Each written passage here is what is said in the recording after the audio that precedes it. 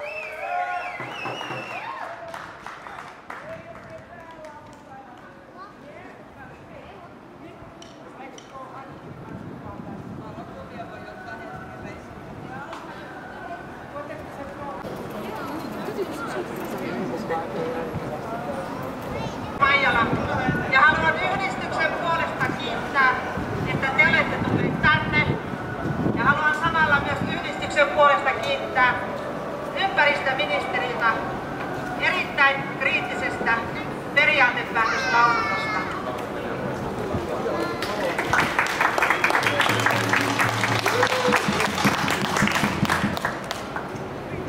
Ja luonnon rakastajat, kiitos, että olette tulleet tänne Helsinkiin osoittamaan mieltä ydinvoimaa vastaan, ja erityisesti Fennovoimaa ja Rosatomia vastaan. Mä oon Outi Alanko-Kahiluoto ja mä oon vihreän eduskuntaryhmän puheenjohtaja ja tulin tuomaan teille meidän vihreän eduskuntaryhmän terveiset. Vihreä eduskuntaryhmä ei kannata lisäydinvoimaa. Me emme kannata Fennovoiman uutta ydinvoimalaa, emmekä myöskään mitään uutta ydinvoimalaa. Hallitusohjelmassa lukee, ettei tämä hallitus rakenna lisäydinvoimaa. Vihreille se on tärkeä kirjaus ja me pidämme siitä kiinni. Lähdemme siitä, että hallitus pitää kiinni siitä, mitä hallitusneuvottelussa on sovittu, eli lisäydinvoimaa ei rakenneta. Fennovoima-hankkeen omistajapohja on muuttunut ratkaisevasti sen jälkeen, kun viime eduskunta enemmistöpäätöksellään äänesti ydinvoiman puolesta. Vihreät äänestivät tuolloin lupaa vastaan. Vihreät ovat aina äänestäneet ydinvoimaa vastaan kaikissa mahdollisissa äänestyksissä, niin hallituksessa kuin eduskunnassa, ja niin tulee olemaan vastakin. Sen jälkeen, kun viime eduskunta enemmistöpäätöksellään hyväksyi Fennovoima-hankkeen, on hankkeessa tapahtunut merkittäviä muutoksia. Saksalais-suomalaisesta ydinvoimahankkeesta on tullut venäläisen Rosatomin pääomistama hanke, jossa on osakkaina joukko suomalaisia pienempiä energiayhtiöitä ja valtionyhtiöitä, muun muassa Valio. Omistajapohja on muuttunut ja samoin laitostyyppi on muuttunut. Laitostyyppi ei vastaa aiempaa periaatepäätöstä. Fennovoima-hanke on hyvin epävarma. Auki on edelleen ainakin 3 eri asiaa. Hankkeen taloudellinen uskottavuus ja omistajapohja, oikeudellinen tilanne sekä poliittinen päätös.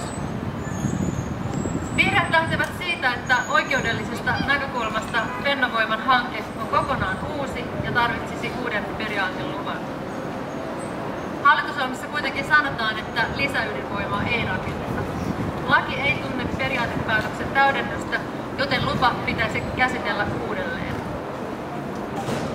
Koska kyseessä on uusi hanke, on vihreiden näkemys se, että Fennovoima on hallitusohjelman vastainen.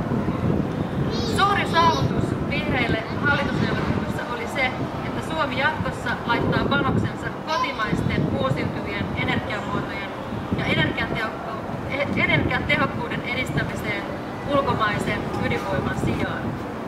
Se on kansantaloudelle, teollisuuden työpaikoille ja vaihtotaseelle kriittisen tärkeää. Ja tietenkin se on sitä myös luonnolle, ennen kaikkea luonnolle. Luotamme muiden hallituspuolueiden kunnioittavan hallitusohjelman kirjausta, jonka mukaan hallitus ei myönnä periaatelupia uusille ydinvoimaloille. Tämä olisi uusi hanke. Olemme täysin sitoutuneet hallitustyöskentelyyn ja hallitusohjelmaan asiat ratkaisemiseen asti ja lähdemme siitä, että hallitusohjelmaa kunnioitetaan. Oletamme, että näin on niin kauan kuin tämä hallitus on pystyssä. Myös Fennovoiman taloudellinen kannattavuus ja omistajapohja on edelleen auki. Omistajapohja on epäselvä. Suomalainen enemmistö on hiuskarvan varassa. Hanke on käytännössä julkisen sektorin, suomalaisten veronmaksajien hanke. Hanke ei ole taloudellisesti kannattava ilman Rosatomin massiivista osallistumista. Suomalainen omistajapohja näillä näkymin on epäselvä. Mutta on se, että hanke on nyt venäläisen Rosatomin merkittävässä omistuksessa. Uskon, että suomalaisten mielestä kyse on aivan erilaisesta hankkeesta kuin siitä, josta viime eduskunnan enemmistö päätti, ja johon liittyy laajoja Suomen kansainväliseen asemaan ja energiaomavaraisuuteen liittyviä huolia. Rosatom on venäläinen ydinvoima- ja aseteollisuuden yhtiö, joka toimii tiiviisti Venäjän poliittisen johdon yhteydessä. Viime kuukausien aikana on tullut täysin selväksi, että energiapolitiikka Venäjän kanssa ei ole koskaan pelkkää energiapolitiikkaa. Elämme päivittäin muuttuvassa maailmassa ja hankkeeseen liittyy paljon epävarmuutta. kannattaisi kaikkien poliittisten puolueiden ja myös työelämän osapuolten ymmärtää se, että kotimaiset pääomat kannattaa sijoittaa kotimaisiin uusiutuviin. Nyt on kyse Suomen energiaturvallisuuden ja omavaraisuuden kannalta tärkeästä linjanvedosta. Laitetaanko rahat kotimaisen teknologian käyttöön vai laitetaanko se venäläispohjaiseen keskitettyyn energiaratkaisuun?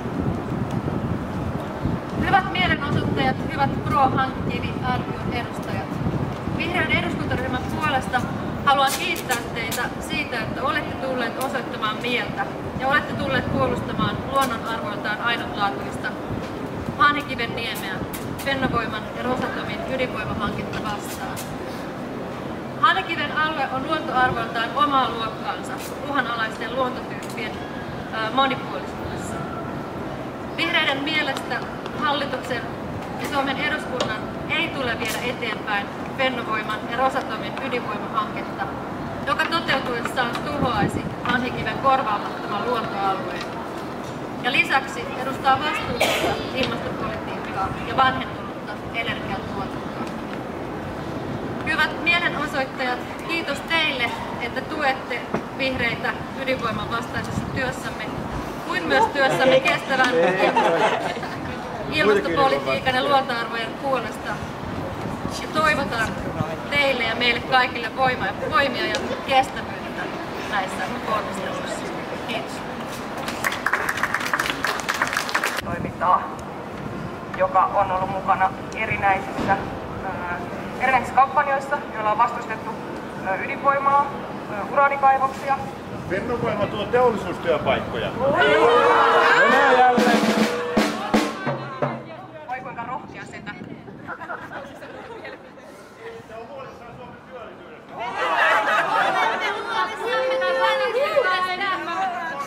Fukushimassa on paljon teollisuustyöpaikkoja tällä hetkellä. Fennovoima tuo valkovenäläisillekin venäläisiä, mutta ei kaikki Kuitenkin, tässä haluan peräänkuuluttaa tällaisen erilaisten kansalaistoiminnan, erilaisen ruohonjuuritason verkostojen yhteistyötä erilaisissa projekteissa. Meitä on todella paljon. Meillä on paljon paikallisia yhteisöjä, jotka todella aggressiivisesti vastustaa tällaisia erilaisia ydinvoimahankkeita, samoin myös uraanikaivoshankkeita, uraaniteollisuuden erilaisia vahingollisia muotoja. Ja on myös haluaisin sanoa, että on mahtavaa nähdä täällä tänään niin paljon eri ryhmiä ja erilaisia toimijoita mukana tässä kansanliikkeessä. Tässä on aina mennyt hyvin. No niin, ja näin me vierestiin tämä tänne ja toivotaan vielä kerran tervetulleeksi kaikki hanhikiviset. Mutta meillä on täällä myös sitten tullut heidän mukanaan joukko hanhia ja he etsivät täältä ympäristöministeriöstä nyt turvapaikkaa.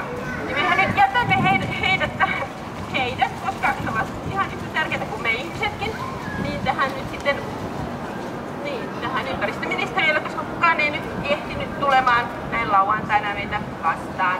Mutta näin, tässä on pieni tämmöinen toimintahetki, nyt jokainen saa ottaa osaa. Täällä on takia.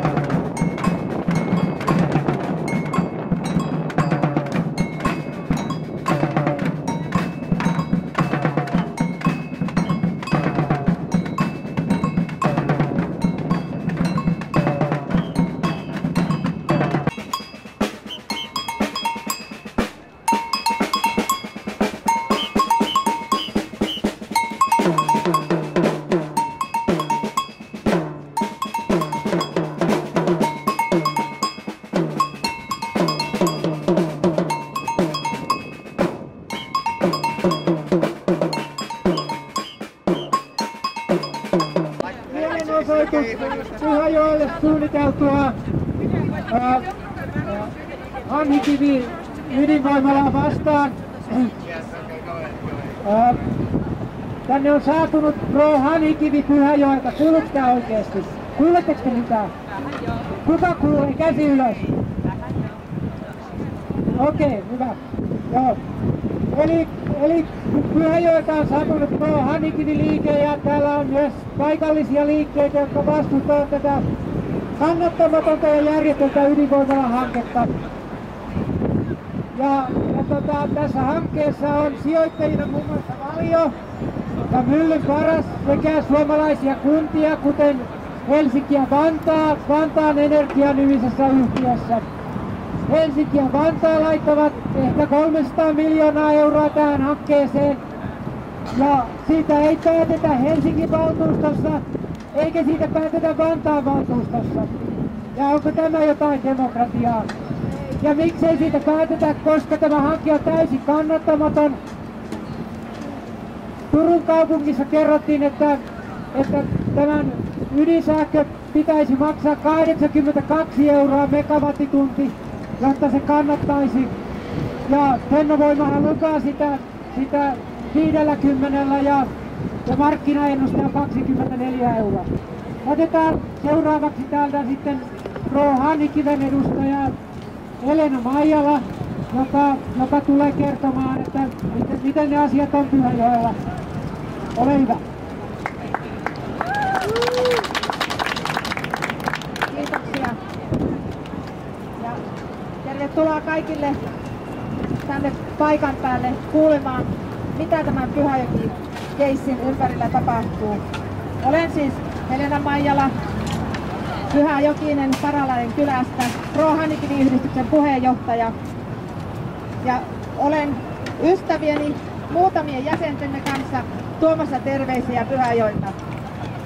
Hanhikivi on yhdistys, joka on perustettu joulukuussa 2007 tekemään tinkimätöntä työtä ja kiveenkovaa vastustusta Fennovoiman hankkeeseen. Olemme siis tehneet töitä jo 7 vuotta.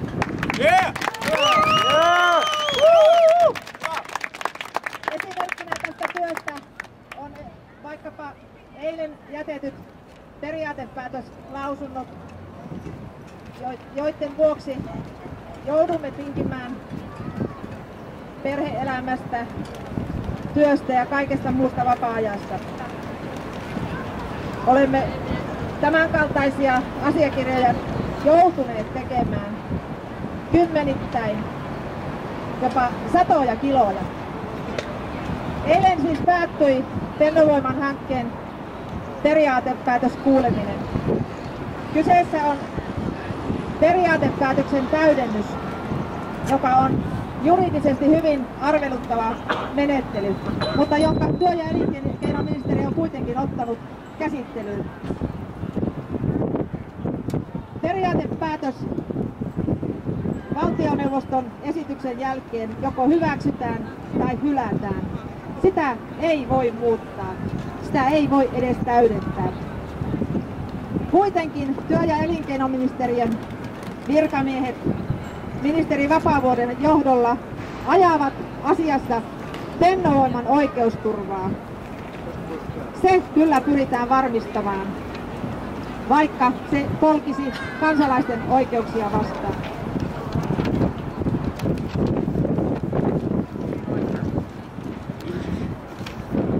Koko hanke ja periaatepäätöshakemus on siis juridisesti kyseenalainen, eikä yhteiskunnan kokonaisedun mukainen. Hakemus ja Fennovoiman hanke ei vastaa kotimaisen energiatarpeen. Joo, okei, mä oon Olli Tammilehti ja mä puhun ydinvoimasta nyt yleisemmällä tasolla, koska helposti se unohtuu ja ikään kuin ihmiset on hakeutunut tällaisiin juoksuautoihin. Siis Venäjällä on tavoitteena tehdä nämä lähimaat riippuvaisiksi, samoin Eurooppa riippuvaiseksi, mahdollisimman riippuvaiseksi venäläisestä energiasta. Ja tämä tarkoittaa käytännössä sitä, että heille ei ole taloudellinen hanke rakentaa Fennovoimaa, siis Rosatomin omaan voimalaan Suomeen, vaan se on ulkopoliittinen, voimapoliittinen teko. Eli siinä ei yritetäkään hakea voittoa, ei taloudellisuutta, vaan ainoastaan sitä, että Suomi tulee riippuvaiseksi venäläisestä energiasta. Ja haluammeko me tätä? Ei. Siinä ei ole mitään järkeä, kun meillä olisi mahdollisuus käyttää jotakin semmoisia energiamuotoja, joissa on suomalaista osaamista, joissa niin kuin pärjätään omillamme ja mikä olisi myöskin vientituotteita sitten muualle maailmaan, ja jotka ovat sitä tulevaisuuden teknologiaa, jolla maailma pelastuu, eli uusiutuvia energiamuotoja. Olikohan se tässä? Kiitos teille, että olette kaikki täällä. Tämä on tosi tärkeä asia. Ja säätelynormien luominen annettiin kansallisella tasolla itseään täydentävälle elimelle kuin ICRP eli kansainvälinen säteilysuojakomissio. Ja sen vastuuntuntoiset jäsenet tajusivat, että ydinvoimateollisuutta on suojeltava. Niinpä ICRP perusteli vuonna 1969 säteilyannoksia säteilyannosrajaa seuraavasti.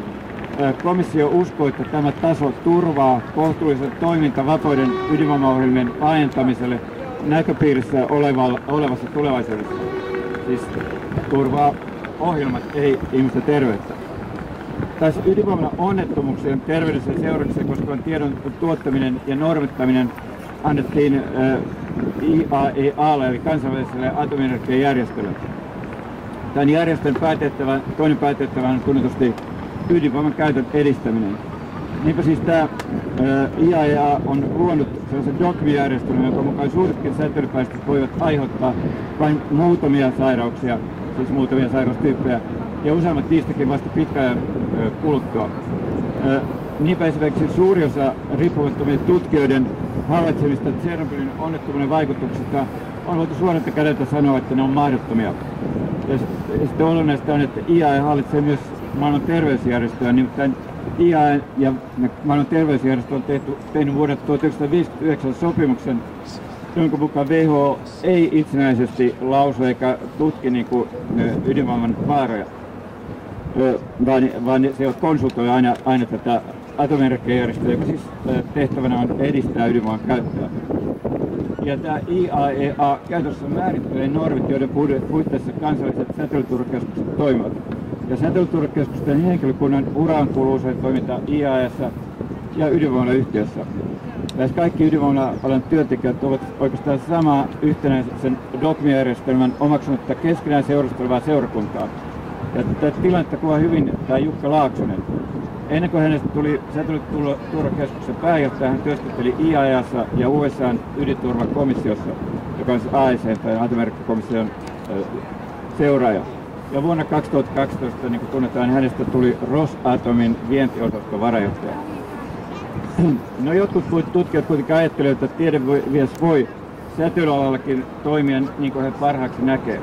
No, niinpä eräs Turun yliopistollisen keskussairaalan säteilyfyysikko tuli vuonna 1979 mukaan ydinvoiman vastustavan järjestön EVYn eli energiapoliittisen yhdistyksen asiantuntijaneuvostoon. Noin puolen vuoden kuluttua hän kuitenkin ilmoitti, että hänen on erottava neuvostosta. Hänen uransa säteilyasiantuntijana olisi muuten vaarantunut. No, tämä tiede, jolla yritetään nyt siis oikeuttaa ydinvoiman käyttöä, niin tiede, kun se on oikeaa tiedettä, niin sehän ei eroa muusta tiedosta siksi, että sen edustajat olisivat älykkäämpiä tai viisaampia, tai heidän käytössään olisi enemmän kirjoja tai kalliimpia tutkimusvälineitä kuin muilla. Olennainen ero on se, että tieteellinen tieto ei perustu auktoriteettiin, perinteiseen taloudellisten etujen ajamiseen tai joidenkin valtahierarkian huipulla olevien ihmisten mieltymyksiin ja intuitioihin. Tiedonmuodostus säätelee sen sijaan parhaimman argumentin pakoton pakko, joka vaikuttaa tieteellisessä yhteisössä käytössä keskustelussa. Ja jos näin on, niin kaikki mikä näyttäytyy tieteenä ei todellisuudessa ole, vaan kyse on itse asiassa samasta organisaatioiden sovinnastiedosta, johon Galilei ja muut tieteen pioneerit törmäsivät 400 vuotta sitten katolisen kirkon oppineiden esittämänä.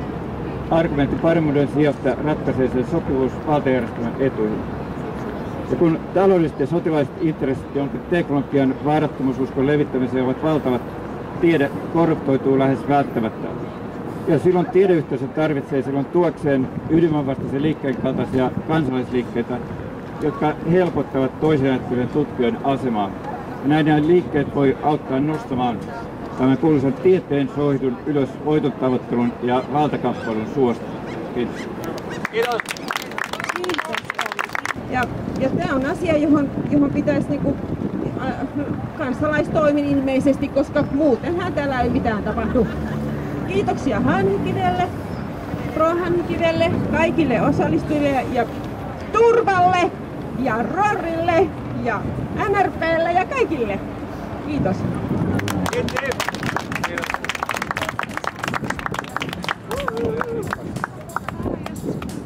Nyt välittömästi tämän mielenosoituksen jälkeen Pro-Hanhikiven jäsenet, etäjäsenet ja kaikki ketkä ovat toiminnastamme jollakin tavalla kiinnostuneita ydinvoiman vastustamisesta. Tervetuloa tuonne Hotelli Artturin, se on ilmeisesti kabinetissa varattu tila, jossa keskustellaan tästä yhdistyksen toiminnasta ja suunnitelmista, ja tietysti mielellään kerrotaan, jos teitä kiinnostaa, että tarkemmin tietää, mitä Pro Hanhikliit on tehnyt ja tulee tekemään. Eli se on tuossa ihan pienen kävelymatkan päässä korttelin kulmalla. Tervetuloa!